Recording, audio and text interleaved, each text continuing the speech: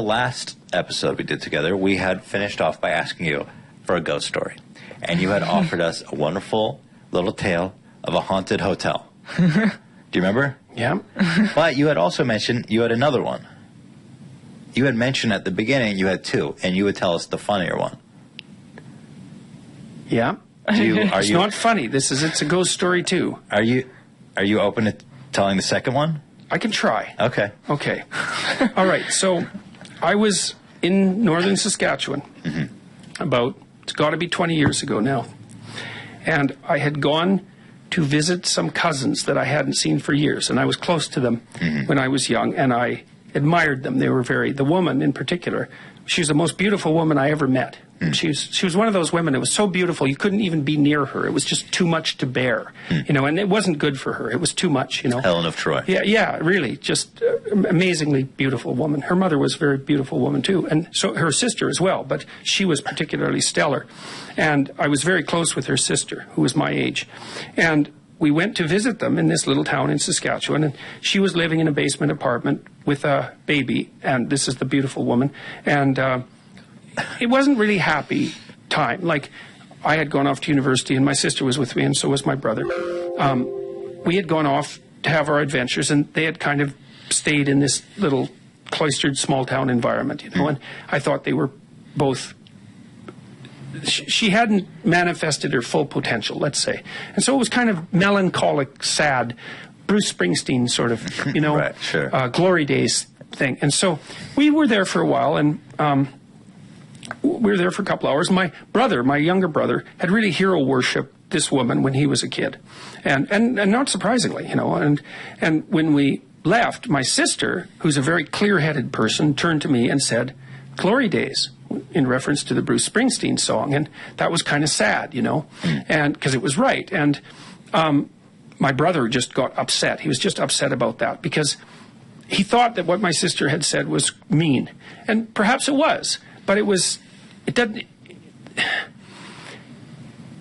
or maybe he thought that what she said was cruel or impolite or any of those things.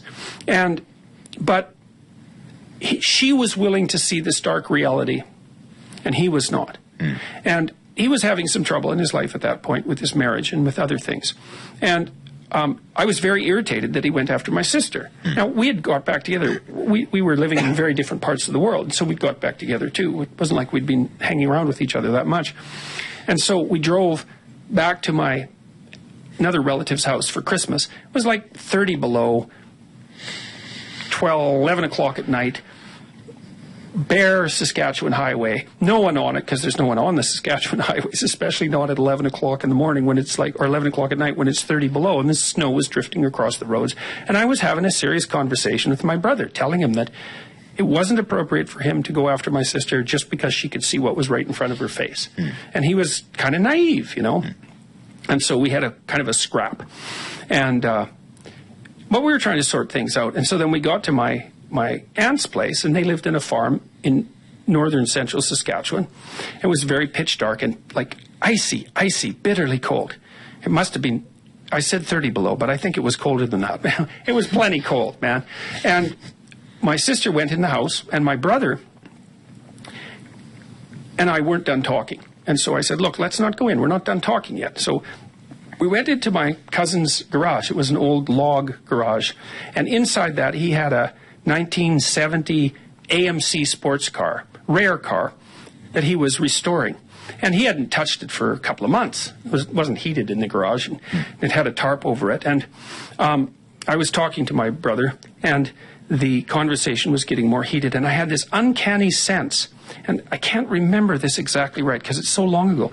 I had this uncanny sense that something was going to happen. And I said to him, I knew he had been reading Carlos Castaneda, and there's a bird in Carlos Castaneda that shows up now and then when Castaneda has something to learn. And I said, you should be careful, because if you don't open your eyes, then something is going to come to visit you that you do not want to see. And at that very moment, there was inside the trunk of that car, which had been sitting there not being touched for like a month, there was the beating of large wings, and it was really, really loud and really obvious. And there was a sense of there was a sense of the uncanny around it. You know, it was like it was so perfectly timed. It was a synchronous moment. Your brother heard it. Oh yeah, my both brother heard it. Oh yeah, we both heard it. That was for sure. We both heard it. Yeah. And I said that's going to happen again. And it happened again. I said, that's going to happen again. And it happened again. So it happened 3 times. And 3 is an interesting number because if something happens 3 times, it's not once. You know, it's 3 times. Yeah. I said, you know, it's a pattern. This spirit of wisdom has visited you and you have something to learn. You know, and so we both left the house and we were quite shaken up by that. We didn't know what to say. Did you look in the trunk? No. No. Well, no. And that's a great question because afterwards we both thought, well, why didn't we just go in the house and like get the keys? But I'll tell you, when something like that happens, that isn't what you do. That's all I can say about that. It's like there wasn't anything in the trunk. Like there wasn't an owl in the trunk. It's like, first of all, how could there be an owl in the trunk? Sure. First, it would be dead. It's 40 below. Like nothing lives, you know, when it's that cold. And what, it's just sitting there waiting for that moment to flap its wings? Sure. It's like, so part of the reason you both knew there's nothing in there. That's right. You don't, it was so obvious that the right response wasn't when the bird of knowledge visits you in the middle of the night to teach you something. The right response is not to look in the trunk. Right. So we walked into the house, and that's fine. And so he went to sleep, and he came to me the next morning. He said he had a terrible nightmare that he was fighting off this like demonic creature at night with a electric carving knife. And so we talked about that. And that was all well and good. And so then about 4 years later, we went back to the same place. And we were walking, my cousin, they had a house and then another house about 1/8 of a mile away on the same farmstead. And we were staying in the second house. It was an old house.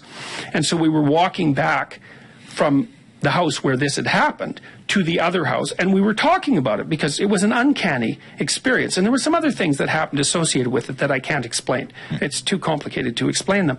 And so we walked into the house and we turned on the lights, and we got to the moment where we were talking about the bird appearing in the trunk, and the lights went off in the house. And so it was like an echo. It was like a tap. It's like this happened 3 times, and whap, like here's a reminder that it happened. And well, that was that. That was the second ghost story. And it was like, not explicable.